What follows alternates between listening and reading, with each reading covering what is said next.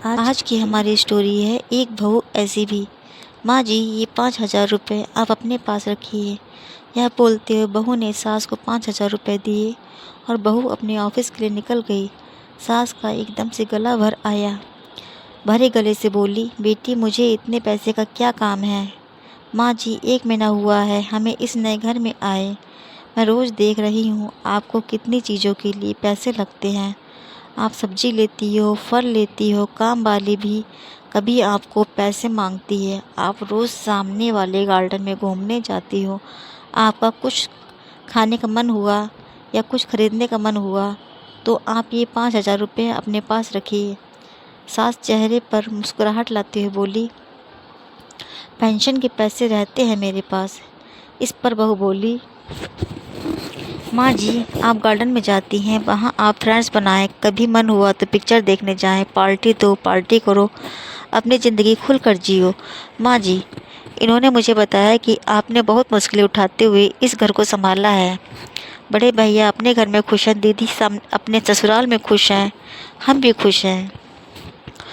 अब आप किसी की या कोई भी चिंता किए बगैर खुश रहें, सिर्फ अपने लिए जियो, जो आपके मन में आए वो करो। मैं जानती हूँ आपने अपनी कितनी मुश्किलें उठाई हैं इस परिवार को संभालने के लिए। इस घर को बनाने में भी आपकी कई इच्छाओं का गला घोंटा गया। बस जो हुआ सो हुआ। अब सिर्फ और सिर्फ खुद के लिए जियो।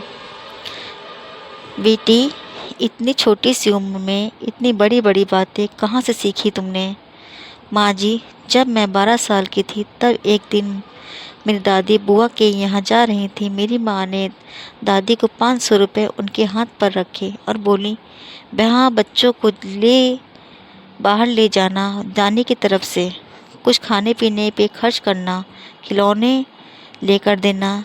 दादी मम्मी के गले में लग कर रोने लग गई और मैंने इतने पैसे आज तक कभी भी दिल खोलकर खर्च किए ही नहीं, ऐसा बोलने लगी।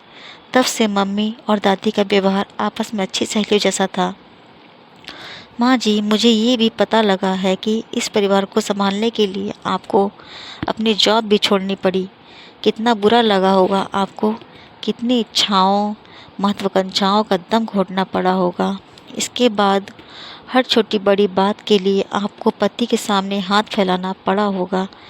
तब पति भी उपकार किए जैसे पैसे दिए करते थे। माँ जी, आज से आप आपकी पेंशन को खर्च ना करें। पेंशन के पैसे अपने पास ही रहने दीजिएगा। अगर मुझे कभी आवश्यकता लगी तो मैं आपसे ही मांगूंगी। बस बेटी, सब कुछ आज ही बोलेगी क्या। तुझे ऑफिस में देर हो रही है, जल्दी जा। मुझे बोलने दो माँ, यह भी मैं अपनी खुशी के लिए ही कर रही हूँ।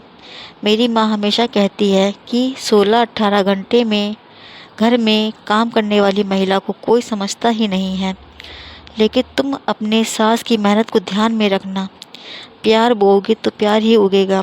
सास ने डबडबाई आँख से बहू को गले लगाया और आँखों से ओझल ना हो तब तक दरवाजे में खड़ी रही।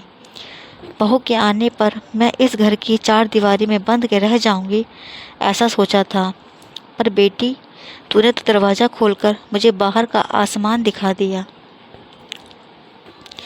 आज की हमारी स्टोरी आपको कैसी लगी तो प्लीज़ लाइक, सब्सक्राइब, शेयर करके ज़रूर बताएं। धन्यवाद।